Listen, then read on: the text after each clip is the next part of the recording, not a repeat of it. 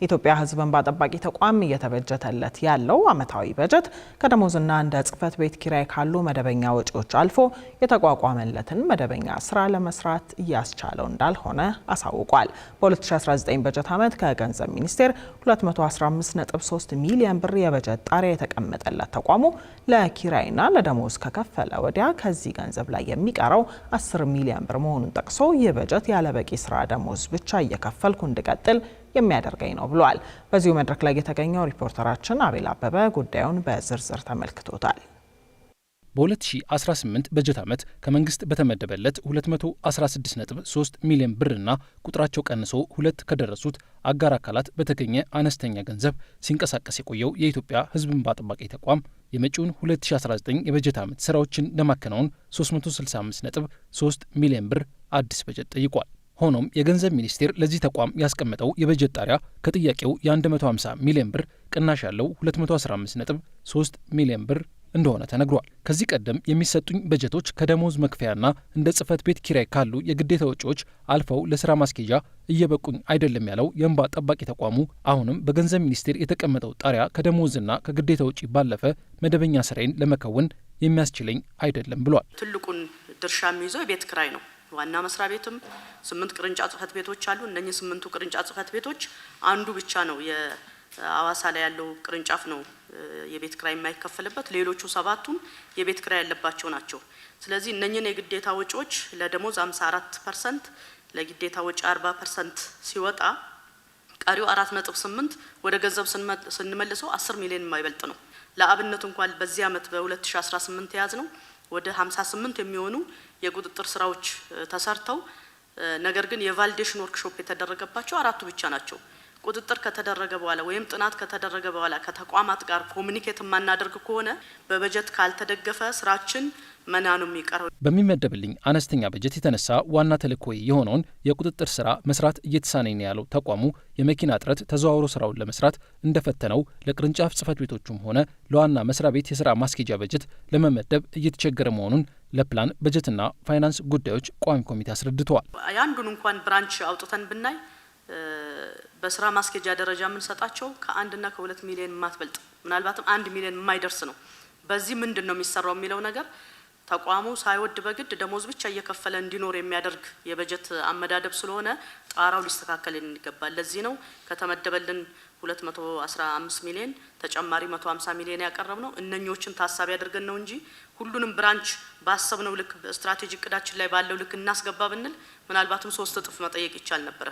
ግን ደግሞ የመንግስትን አቅም ታሳቢ አድርገን የጠየቅን መሆናችንን ግምት ውስጥ እንዲገባ ነው። ስራ ማስኬጃ ለመተንተን በጣም ተቸግረናል።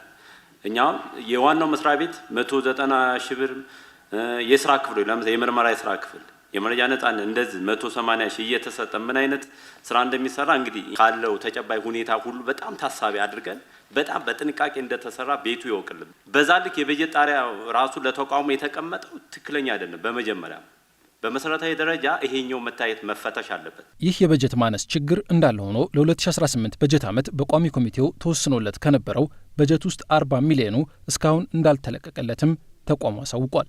ይህም በስትራቴጂክ እቅዴ የያዝኩትን ተግባር ለመስራት እንቅፋት ሆኖብኛል ነው ያለው። ገንዘብ ሚኒስቴር ሳይሆን በቋሚ ኮሚቴው ተደግፎልን የነበረው ኦልሞስት ወደ 213 ሚሊዮን አካባቢ ነው። ነገር ግን ወደ ስራ ከገባን በኋላ በገንዘብ ሚኒስቴር ጸድቆ ወደኛ የተላለፈው 165 ሚሊዮን ብቻ ነው። ኦልሞስት 40 ሚሊዮን አልተለቀቀልንም። ይሄንኑ ታሳቢ አድርገን ደግሞ በቅርቡ ምናልባትም ከ2 ወር ወይም ከ3 ወር በፊት ለቋሚ ኮሚቴው ተጨማሪ በጀት ጠይቀን ነበረ። ምክንያቱም ብዙ ነገሮች ሊያሰሩን ስላልቻሉ በተለይ የስራ ማስኬጃ ላይ መሰረታዊ ችግር ስላጋጠመን ጠይቀን ወደ 49 ሚሊዮን ጠይቀን 39 ሚሊዮን ተደግፎልናል። ስቲል ናው ግን አንድም ብር ወደኛ ተቋም የተለቀቀ የለም። በ2012 የገባ ጋራጅ አለ መቀሌ ላይ አንድ መኪና እስካሁን በቃ ምንም መጠገን አልቻልንም። ድሬዳዋ ላይ እንደዚህ በተመሳሳይ አጠቃላይ መኪኖቻችን በሙሉ ጋራጅ ውስጥ ነው ያሉ። ምክንያቱም መክፈል አልቻልንም። ገንዘብ ሚኒስቴርም ያቀረብነውን ተጨማሪ በጀት በወቅቱ ሊለቅልን አልቻለም። ስለዚህ ተቋሙ ያው በስትራቴጂ እቅዱ ያለውን ለመስራት የማይታሰብ ነው። በቃ 39 ሚሊዮን ብር ኦልሬዲ ፈቅደን አለኛ ገንዘብ ሚኒስቴር ለምን እንዳዘገየው አልገባንም። እስኪ አሁንም እንከታተላለን።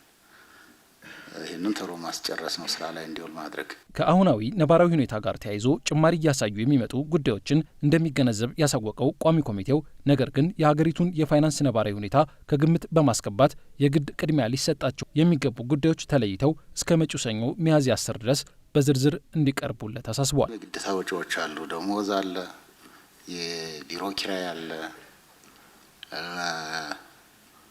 የተሽከርካሪ ጥገና አለ፣ የነዳጅ ጥገና አለ። እነዚህ በራሳቸው የጨመሩት ነገር አለ።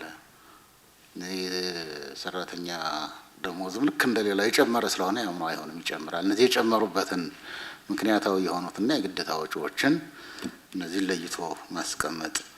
ንዑስ ቅርንጫፍ ገና እየከፈታችሁ ስለሆነ